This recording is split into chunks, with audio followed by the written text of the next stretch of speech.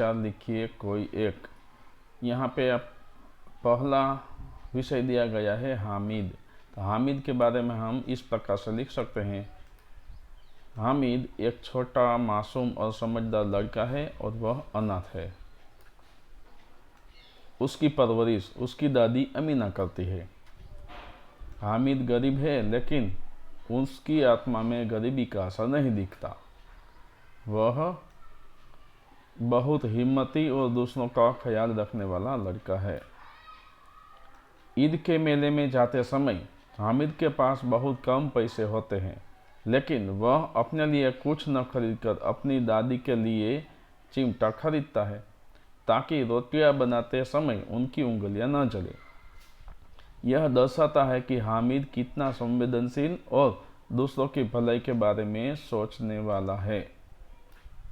हामिद का यह चरित्र मुंशी प्रेमचंद के आदर्श नायक की छवि को पेश करता है, जो गरीबी में भी दिल से अमीर है और अपने परिवार के प्रति जिम्मेदारी महसूस करता है। उसका बलिदान और समझदारी कहानी का सबसे मार्मिक और प्रेरणादायक हिस्सा है। सुनीता विलियम्स। सुनीता विलियम्स के बारे में हम इस प्रकार लिख सकते हैं, सुनीता विलियम्स एक भारतीय मूल की अमेरिकी अंतरिक्ष यात्री है जिनका जन्म 19 दिसंबर 1965 को ओहायो, अमेरिका में हुआ था। उनके पिता डॉक्टर दीपक पंड्या गुजरात से अमेरिका जाकर बसे थे। बचपन से ही सुनीता को साहसिक गतिविधियों में रुचि थी और उन्हें नील आर्मस्ट्रॉन्ग से प्रेरणा मिली। उन्होंने मैसाचुसेट्स से अपनी पढ़ाई पूरी कर यूएस नेवल एकेडमी से भौतिक विज्ञान में स्नातक और हवाई जहाज उड़ाने की ट्रेनिंग प्राप्त की। सुनीता 2006 में अंतरिक्ष यात्रा पर गई और 194 दिनों तक अंतर्राष्ट्रीय अंतरिक्ष स्टेशन में रही। उन्होंने इस दौरान विज्ञान, प्रौद्योगिकी और पृथ्वी के अध्ययन पर काम किया। अंतरिक्ष से पृथ्वी को देखने पर उन्होंने इसे सुंदर और सीमाओं से मुक्त पाया।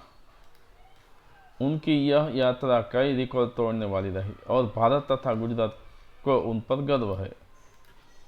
सुनीता विलियम्स का जीवन और कार्य एक प्रेरणा है जो हमें अपने सपनों को पूरा करने के लिए प्रेरित करता है और हमें विश्वास दिलाता है कि हम भी बड़ी ऊंचाइयों को छू सकते हैं।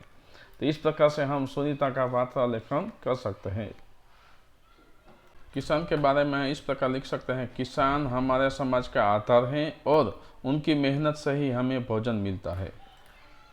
वे अपनी जमीन पर फसल उगाकर पूरे देश की खाद्य आवश्यकताओं को पूरा करते हैं। किसान सुबह से देर रात तक कड़ी मेहनत करते हैं, चाहे गर्मी हो, ठंड हो या बारिश। उनकी जिंदगी खेती और प्रकृति पर निर्भर होती है, इसलिए मौसम की अनिश्चितताएं उनके जीवन को प्रभावित करती है। खेती में अच्छी फसल होने पर किसान खुश होता है, लेकिन प्राकृतिक आपदाओं के कारण नुकसान होने पर उन्हें आर्थिक तंगी का सामना करना पड़ता है। किसान न सिर्फ अनाज बल्कि फलों, सब्जियों और अन्य कृषि उत्पादों की भी आपूर्ति करते हैं। उनकी कड़ी मेहनत के बावजूद उन्हें कई बार सही मूल्य और सुविधाएं नहीं मिल पाती, जिससे वे संघर्ष करते हैं। आजकल कई किसान आधुनिक तकनीकों और जैविक खेती की ओर भी कदम बढ़ा रहे हैं। सरकार भी कई योजनाओं और सब्सिडी के माध्यम से उनकी मदद करने का प्रयास करती है। किसान हमारे लिए अन्नदाता है, इसलिए उनका सम्मान और समर्थन करना हम सबकी जिम्मेदारी है। तो इस प्रकार हम किसान के बारे में लिख सकते हैं।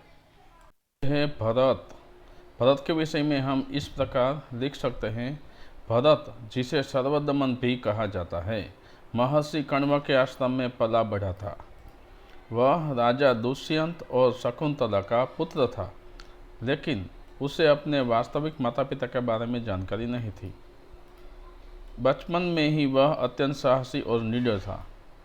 आश्रम में वह सिंह के शावक के साथ खेलता था और बिना किसी डर के उसके दांत गिनना चाहता था। आश्रम की तपस्विनियां उसे इस खतरनाक खेल से रोकने का प्रयास करती थी, लेकिन वह अपनी मर्जी का मालिक था। राजा दुष्यंत जो एक पेड़ के पीछे छिपकर यह दृश्य देख रहे थे, अपने पुत्र के साहस से प्रभावित हुए और उनके मन में स्नेह उमड़ आया।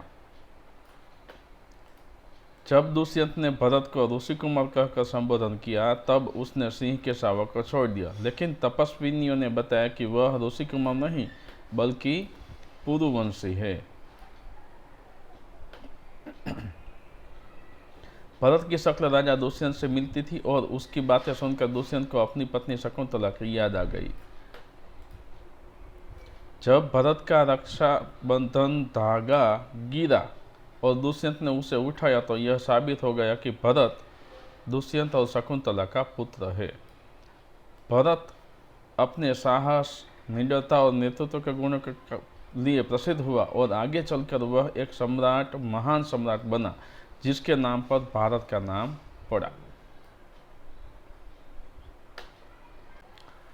और आखिरी 5वां विषय है डॉक्टर APJ अब्दुल कलाम। तो हम इस प्रकार लिख सकते हैं, डॉक्टर APJ अब्दुल कलाम एक महान वैज्ञानिक और भारत के पूर्व राष्ट्रपति थे। उनका जन्म एक साधारण परिवार में हुआ था, लेकिन उन्होंने अपनी मेहनत और दृढ़ निश्चय से महान ऊंचाइयां प्राप्त की। जब वे कक्षा 5वीं में थे, तब उनके शिक्षक शिव सुब्रमण्यम अय्यर ने समुद्र के तट पर पक्षियों की उड़ान के बारे में बताया, जिससे कलाम को उड़ान के प्रति गहरी प्रेरणा मिली। डॉक्टर कलाम मानते थे कि शिक्षा का माध्यम मातृभाषा होना चाहिए, क्योंकि बच्चे उसी भाषा में बेहतर तरीके से सोच सकते हैं और अभिव्यक्ति कर सकते हैं। वे यह भी मानते थे कि विश्व स्तर पर जुड़ने के लिए अंग्रेजी जैसी विदेशी भाषा सीखना आवश्यक है। उनका जीवन का सिद्धांत था कि पहले अपने लक्ष्य को निर्धारित करो और फिर उसे पाने के लिए कड़ी मेहनत करो। उन्होंने यह भी कहा कि कठिनाइयों पर काबू पाने से सफलता अवश्य मिलती है, चाहे कोई भी परिस्थिति हो। भारत की सबसे बड़ी चुनौती 2020 तक देश को विकसित बनाना और लाखों लोगों को खुशहाल बनाना था। जनसंख्या नियंत्रण और बेरोजगारी के समाधान के लिए उन्होंने महिलाओं की शिक्षा और छोटे परिवार की धारणा पर जोर दिया।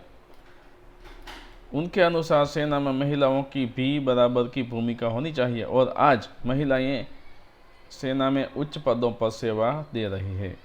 तो मित्रों, इस तरह से हमने जो कक्षा 8वीं के छात्रों के लिए एकम कसौटी दी गई है, उसका संपूर्ण सॉल्यूशन यहाँ पे देखा है।